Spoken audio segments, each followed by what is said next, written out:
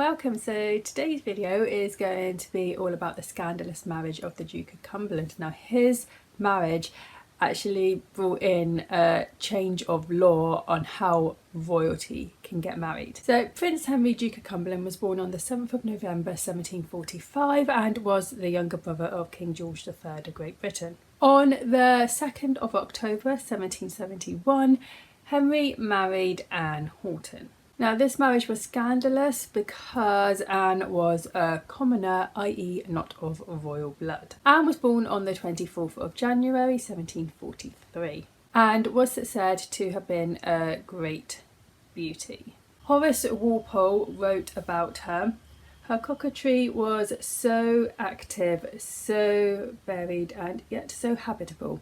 It was difficult not to see through it and yet was difficult to resist it. So Anne first married Christopher Horton, who was a Derbyshire gentleman, in 1763, but he died less than 4 years into their marriage. So now single, Anne had many friendships with titled gentlemen. Horace Walpole again commented that Anne was the Duke of Grafton's Mrs. Horton, the Duke of Dorset's Mrs. Horton, everyone's Mrs. Horton. Anne then met Prince Henry and it was apparently love at first sight for him, and they married at Hertford Street, Mayfair, London. So Henry's brother George was of course not happy about his brother's marriage. Anne was of course a commoner and she had also been previously married, and her father was not of the greatest character either. He was nicknamed the King of Hell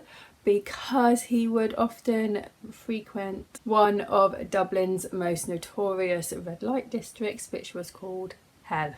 Anne's brother's reputation wasn't great either. So when Henry told George about his marriage to Anne, he did so by letter. Henry and George were out for a walk when he gave this letter to George. Sir, it is impossible for me to describe the emotions whilst I impart an event which I feel I never should have kept a moment's secret from you if I had not found myself incapable of offering you the cruel alternative of it either being involved in any inconvenience by giving your consent to it, or of pronouncing my future misery of life by your refusal.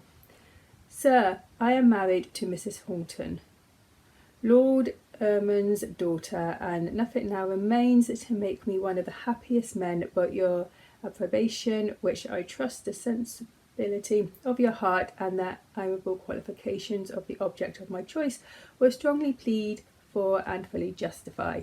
Your most anxious and dutiful brother.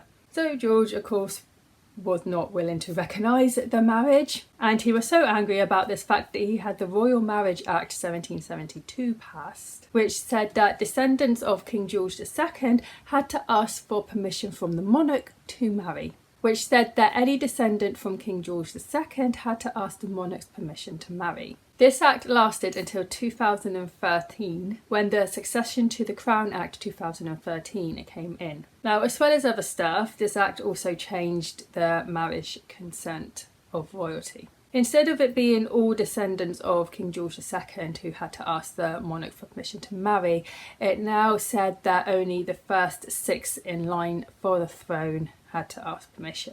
Now, even though George had this law brought in because of the marriage of Henry and Anne, the law did not actually affect them. It only applied to those who wanted to marry after the act had been passed. George refused to acknowledge Anne as the Duchess of Cumberland, but this did not affect Henry and Anne's marriage. They apparently had a good one. They lived together at Cumberland House on Pall Mall until 1790 when Henry died, and Anne ended up passing away in 1808. So that's a little video about the scandalous marriage of the Duke of Cumberland, and his marriage is why certain members of the royal family have to ask the monarch to get married. I hope you enjoyed this video. If you did, like and subscribe, and I'll see you next time. Bye.